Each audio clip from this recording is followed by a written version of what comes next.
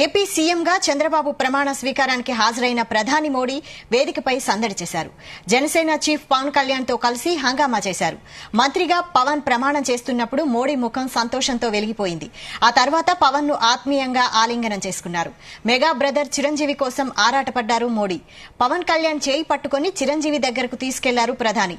తనకు రెండు వైపులా చిరంజీవి పవన్ ను నిలబెట్టుకుని ముగ్గురు చేతులు పైకెత్తి ప్రజలకు అభివాదం చేశారు. వేదికపై చిరంజీవి పవన్ తో నవ్వులు చిందిస్తూ మాట్లాడారు మోడీ. బాబు ప్రమాణ స్వీకారోత్సవంలో మెగా బ్రదర్స్ కు ప్రధాని మోడీ ఇచ్చిన ప్రాధాన్యంపై రాజకీయ వర్గాల్లో చర్చగా మారింది. ఏపీ రాజకీయాల్లో పవనే కీలకం కాబోతున్నారా అన్న అభిప్రాయం వ్యక్తమవుతోంది. మళ్లీ ఈ రాష్ట్ర ప్రజలు వారికి కృతజ్ఞతలు చెప్తూ ఉంటారు. మన చంద్రబాబు గారు, మన పవన్ కళ్యాణ్ గారు ప్రత్యేకంగా కృతజ్ఞతలు చెప్పారు. దీనిపై మరిన్ని అప్డేట్స్ బ్యూరో చీఫ్ నరేందర్ అందిస్తారు. Narender. Right Vaishali, AP CM గా చంద్రబాబు ఈరోజు ప్రమాణ స్వీకారం జరిగింది. ఈ కార్యక్రమానికి ప్రధాని నరేంద్ర మోడీతో సహా పలువురు సెలబ్రిటీలు, సినిమా స్టార్లు, అదేవిధంగా వివిధ రాజకీయ పార్టీలకు సంబంధించినటువంటి వ్యక్తులు, అదేవిధంగా మాజీ ఉపరాష్ట్రపతి వెంకయ్యనాయుడుతో సహా చాలా మంది అతిథులు ఈ కార్యక్రమానికి హాజరయ్యారు. కానీ ఇక్కడ సెంటర్ ఆఫ్ అట్రాక్షన్ గా నిలబడింది మాత్రం చిరంజీవి అని చెప్పాలి. మెగాస్టార్ చిరంజీవి ఇట్లా రాజకీయ కార్యక్రమాలకు రావడం అనేది చాలా అరుదు. అందులో చంద్రబాబు సీఎం గా ప్రమాణ స్వీకారం చేస్తున్నటువంటి సమయం, అందులో తన తమ్ముడు Janasena chief Pawan Kalyan deputy CM గా కూడా బాధ్యతలు తీసుకోబోతున్నటువంటి సమయంలో ఆయన మంత్రిగా ఈరోజు ప్రమాణ స్వీకారం కూడా చేసిన సందర్భం మనం చూసాం. ఈ కార్యక్రమం అత్యంతం అక్కడే ఉండి చూచి అట్లాగే చప్పట్లు కూడా కొట్టినటువంటి సందర్భాన్ని మనం చూసాం. కానీ ఇదంతా కార్యక్రమం యథావిధిగా నడుస్తున్నటువంటి సమయంలోనే మంత్రుల ప్రమాణ స్వీకారం అంతా పూర్తి అయిపోయింది. రజనీకాంత్ తో పాటు చిరంజీవి కూడా పక్కపక్కనే కూర్చున్నారు. అదే సమయంలో పూర్తిగా కార్యక్రమం అయిపోయిన తర్వాత ప్రధాని నరేంద్ర మోడీ లేచి అభివాదం చెప్తూ ఆయన తిరిగి వెళ్లిపోతున్నటువంటి సమయంలో పవన్ కళ్యాణ్ దగ్గరికి వెళ్లి మోడీ దగ్గరికి వెళ్లి తన అన్నయ్య చిరంజీవి గురించి చెప్పాడు. దీంట్లో ఎక్కడ అని నరేంద్ర మోడీ అడిగే ప్రయత్నం చేశాడు. ఆడ కూర్చున్నారని చెప్పిన సందర్భంలో లేదు నేనే వస్తానని చెప్పేసి నరేంద్ర మోడీ పవన్ కళ్యాణ్ ఇద్దరు కలిసి చిరంజీవి దగ్గరికి వెళ్లడం అనేది గమనార్హం.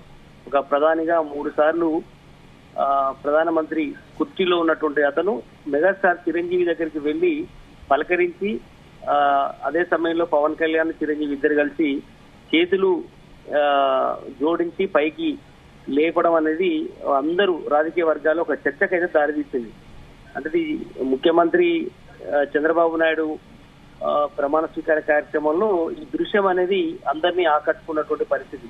పవన్ కళ్యాణ్ వచ్చి చిరంజీవి కాళ్ళు మొక్కడం అనేది రీసెంట్ గా మనం చూసాం. ఇంటి దగ్గర అందరినీ కూడా కలవరపరిచింది. అదే సమయంలో ఈ రోజు కూడా పవన్ కళ్యాణ్ చిరంజీవి దగ్గర కాళ్ళు మొక్కడం ఒకటైతే, ప్రధాని నరేంద్ర మోడీ చిరంజీవి దగ్గర దాకా వెళ్ళడం, అభివాదం చేయడం, మధ్యలో ప్రధానిని ఉంచుకొని అటు అన్నదమ్ములు ఇద్దరు కలిసి చేతులు పైకి జోడించి అందరినీ ఆకట్టుకున్నటువంటి పరిస్థితి. అంటే ఈ కలయిక అనేది భవిష్యత్ రాజకీయాల్లో ఒక పెను సంచలనంగా మారే అవకాశం ఉందా అనే చర్చ అయితే ఉంది.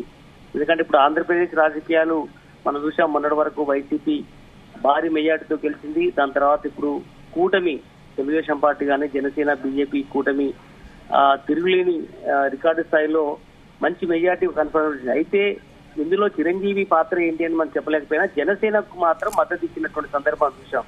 కానీ నరేంద్ర మోడీ ఇక్కడ చాలా వ్యూహాత్మకంగానే అడుగులేసినట్టుగా అర్థమవుతోంది. ఖచ్చితంగా పవన్ కళ్యాణ్ అదేవిధంగా ఆయన జనసేన పార్టీ కానీ బీజేపీ లాంగ్ రన్ లో ఇద్దరు కలయిక ఉండే అవకాశం ఉంటుంది. కానీ చిరంజీవిని పరిచయం చేయడమే కాదు, చిరంజీవి గతంలో మోడీకి పరిచయం అయినప్పటికీ కూడా ఇక్కడ ప్రత్యేకించి కలుసుకునేందుకు కలవడం అనేది కొంత ఉంది. ఇది భవిష్యత్తులో బీజేపీకి దగ్గరయ్యే అవకాశం కానీ లేదంటే జనసేన కూటమితో భవిష్యత్తులో లాంగ్ రన్ లో ఉండడం అనే దానికి సంకేతమా అనేది కూడా చూడాల్సిన అవసరం ఉంది. మనకైతే కొన్ని స్పెక్యులేషన్స్ బయటకు వస్తున్నాయి భవిష్యత్తులో. ఎందుకంటే ఆల్రెడీ యూపీఏ ప్రభుత్వం ఉన్నప్పుడు రాజ్యసభకు ఆనాడు సోనియా గాంధీ పంపడం, అంటే ప్రజారాజ్యం పార్టీని విలీనం చేసిన తర్వాత రాజ్యసభకు ఆయనను పంపడం, అదే సమయంలో ఆయనకు కేంద్ర మంత్రి కూడా చేసినటువంటి సందర్భాన్ని మనం చూసాం.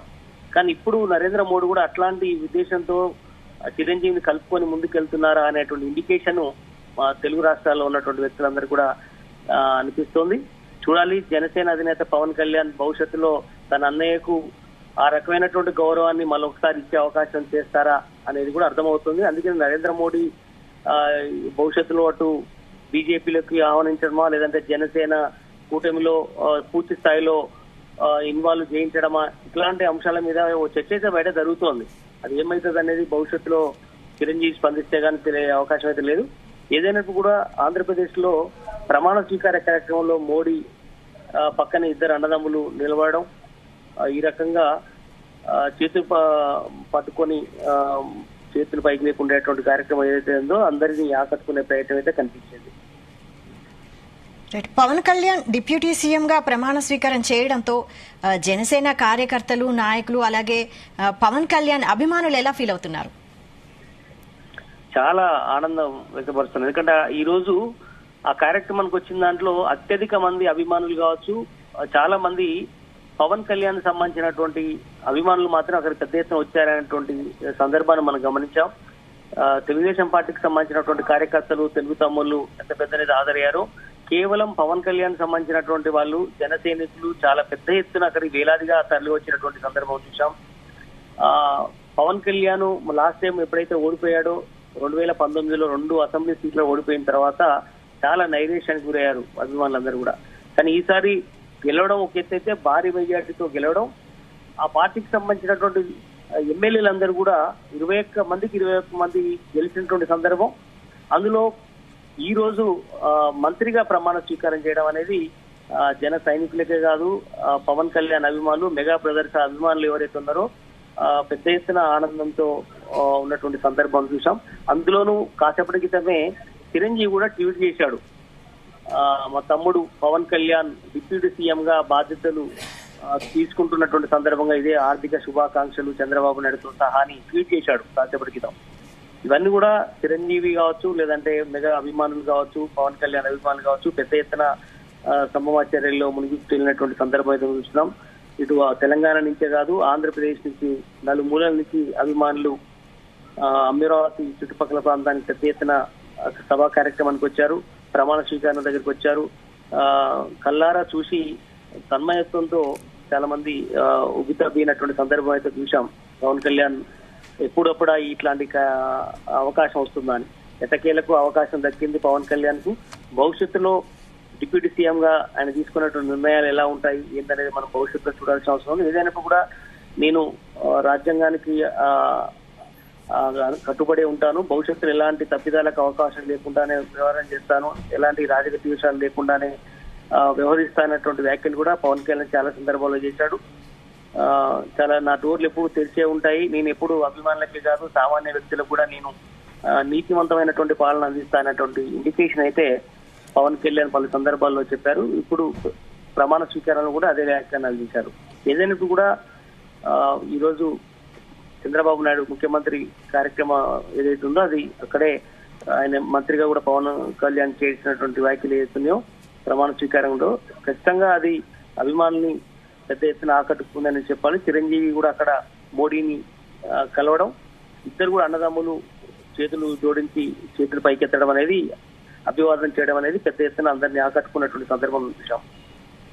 అయితే ప్రధాని మోడీ పవన్ కి అంత ప్రాధాన్యం ఇవ్వడం జనసేన పార్టీకి గానీ కార్యకర్తలకు గానీ మంచి బూస్టప్ ఇచ్చింది అనుకోవచ్చా, ఇస్తుంది అనుకోవచ్చా? అంటే చిరంజీవి సాధారణంగా ఇట్లాంటి ముఖ్యమంత్రి ప్రమాణ స్వీకార కార్యక్రమాలకి ఎప్పుడు వెళ్ళలేదు, చాలా సందర్భం. ఎందుకంటే ఆయన గతంలో మనం చూసాం, ప్రజారాజ్యం పార్టీ పెట్టినప్పుడు కేవలం 18 సీట్లు మాత్రమే అసెంబ్లీ సీట్లు వచ్చాయి, ఒక సీట్లో ఓడిపోయాడు, ఒక సీట్లో గెలిచాడు. దాని తర్వాత ఆయన కొంతకాలం పార్టీని ముందుకు తీసుకెళ్ళినటువంటి సందర్భం. దాని తర్వాత ఆయన పార్టీని కాంగ్రెస్ పార్టీలో విలీనం చేయడం ఇవన్నీ ఉన్నాయి, ఆయన సొంత పార్టీ దాని తర్వాత మెర్జ్ చేయడం చూసాం. కానీ తమ్ముని కోసం మాత్రమే ఈరోజు ఆంధ్రప్రదేశ్ ముఖ్యమంత్రి ప్రమాణ స్వీకార కార్యక్రమానికి రావడం జరిగింది. బట్ అదే కార్యక్రమంలో తన తమ్ముడు కూడా ప్రమాణ స్వీకారం కోసం వచ్చినటువంటి సందర్భాన్ని చూసాం. ఏదైనా కూడా తన భవిష్యత్తులో ఏదైనా కావచ్చు, కానీ భవిష్యత్ రాజకీయాల కోసం ఇది ఒక మెట్టుగా ఉపయోగపడుతుందని చూడాల్సిన అవసరం ఉంది. ఇట్లాంటి పరిస్థితి మనకు కనిపిస్తోంది.